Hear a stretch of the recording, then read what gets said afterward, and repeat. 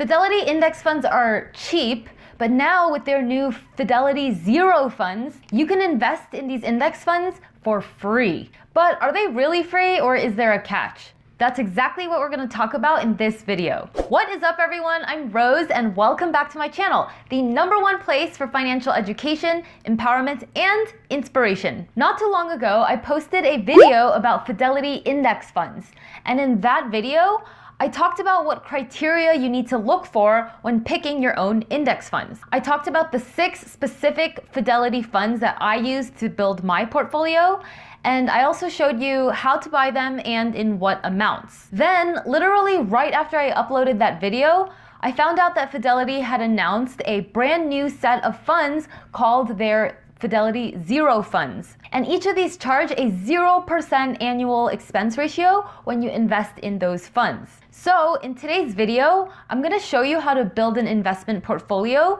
using Fidelity Zero funds. And I'll also talk about the pros and cons of using the Zero funds versus Fidelity's other funds. There's a lot of skeptics out there saying that the Zero funds are just a marketing gimmick and they're not actually a good investment.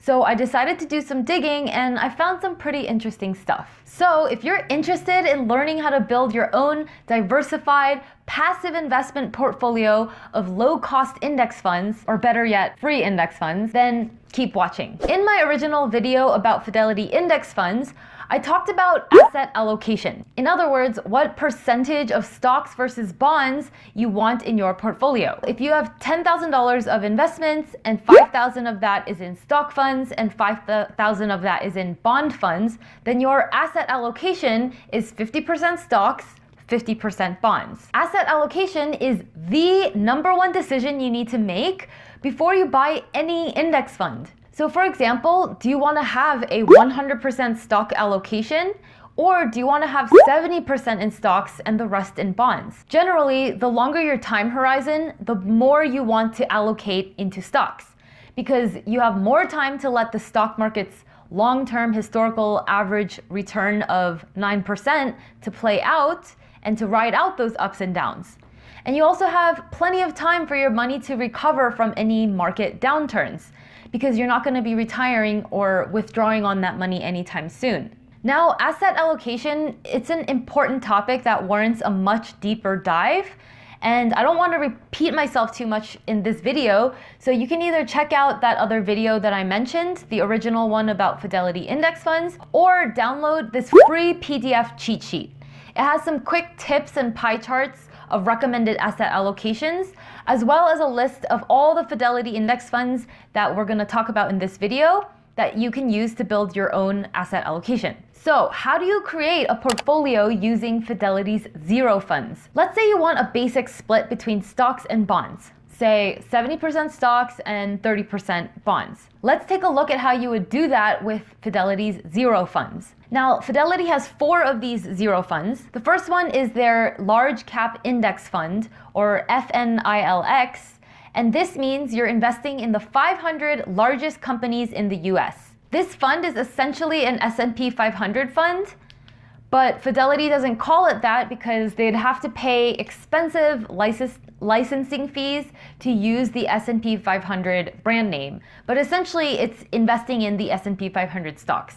The second fund is their Extended Market Index Fund, or FZIPX. And this means you're investing in the 2,500 largest companies in the US minus the 500 in that previous fund. So FZIPX contains the next 2,000 largest US stocks in terms of size. So it contains the mid to small cap stocks, and it excludes the 500 large cap stocks. The third one is their Total Market Index Fund, or FZROX. And this is basically the first 2 Zero funds combined. It has 2,500 stocks ranging from small cap, mid cap to large cap. And that's why they call it a total market fund. The fourth Zero fund is their International Index Fund, FZILX, which means you're investing in stocks all over the world minus the US. And it has 47 different countries ranging from the developed ones like Japan, France, and Australia. And it also has stocks from emerging market countries such as Brazil, India, and China. Knowing that you want 70% in stocks, 30% in bonds is a great start. So, that's just the baseline to know what your asset allocation you're aiming for. But you need to get more specific. What kind of stocks? Do you want domestic stocks or international stocks? Small stocks or large cap stocks? Or both? As you can see, you can really go down a rabbit hole with this. And here's my take on this whole thing. If you're looking at index funds, you're going for diversification. Rather than trying to be the next Warren Buffett and pick the best stocks, you're just looking for safety in numbers. You just want a piece of the whole stock market universe. That's why if I were you, I would go for a combination of the Fidelity Zero Total Market Index Fund, or FZROX, and the International Index Fund, or FZILX, and make that your 70% allocation to stocks. That way, you're invested in stocks of all sizes, mid cap, small cap, large cap. And you're invested in stocks of all countries, US, Japan, Australia, etc., etc. All countries. Okay, not all countries, like not Botswana.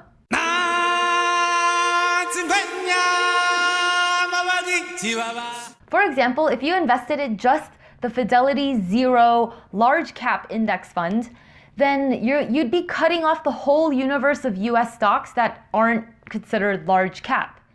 And if you compare the performance of small cap stocks to large cap stocks over the last 20 years, you'll see that small caps have vastly outperformed the large caps. Small caps gained a total of 209%, while large caps gained a total of 112% over that 20-year period. Big difference. However, if you compare the performance of small cap stocks to large cap stocks over the last year, then you'll see that small caps gained 6.6%, while large caps gained 15.97%. So depending on the time period you're looking at, your results will vary. So as you can see, it's a mixed bag.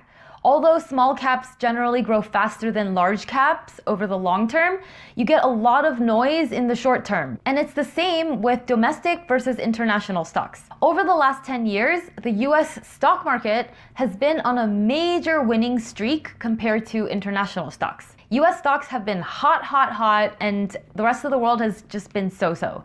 But we all know that trend isn't going to continue forever because there's plenty of times in history when it was the other way around, where the US was not doing that great and all the foreign emerging market stocks were the hot ones to invest in. And that's why it's generally not a good idea to invest in only select segments of the stock market.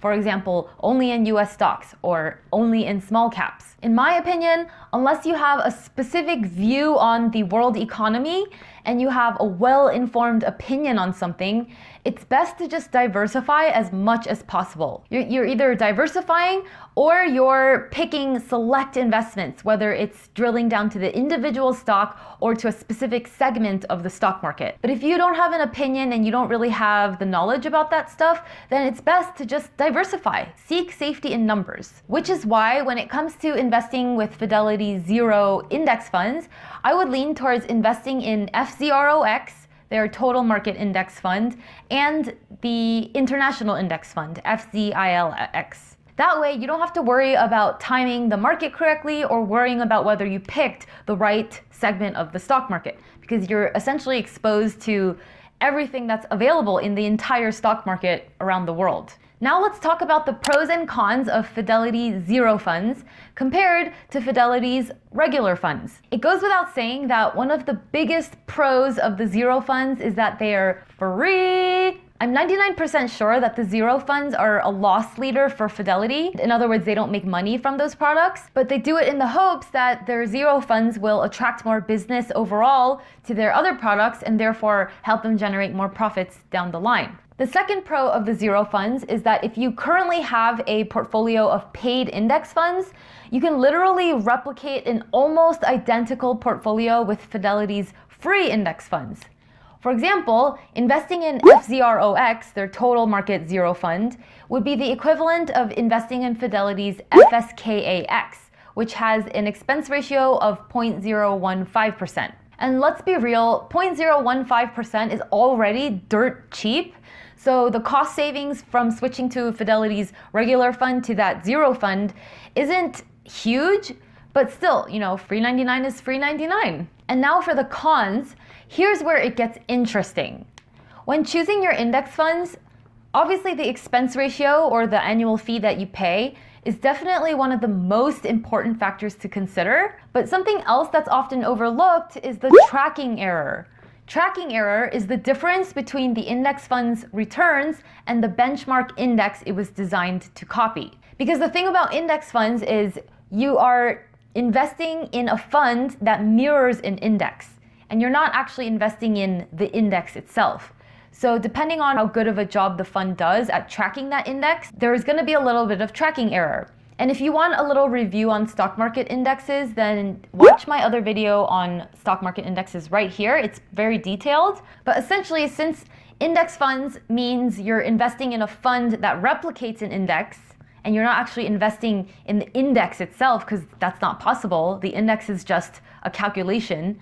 So tracking error is a real thing. And because Fidelity's zero funds are so new, it still remains to be seen whether they'll be able to track the index as closely as they should. Since inception, FZROX has a tracking error of 0.03%, so it's small. However, the other zero fund, FNILX, has a tracking error of 0.09%, so a little bigger. Unfortunately, the tracking error was on the positive side, meaning the fund's returns was slightly higher than the return of the index. But if for whatever reason next year the zero fund underperforms the index and the tracking error is quite large, then that's not such a great situation for you. And so even though the fund is free and you don't pay any expense ratio, if the tracking error ends up being a minus 0.09% or whatever, then you're essentially paying a fee in the shape of a tracking error. A lot of the established funds, like their non-zero funds, you'll see that they all have some tracking error, but they're really, really minimal. And so that is the only thing that I would watch out for and keep my eye on if you're considering investing in Fidelity's zero funds. Just their lack of a track record. And now the other con is that all the zero funds are stock funds. So if you wanted to balance out your portfolio with bonds, then there isn't a zero fund for that, at least not yet.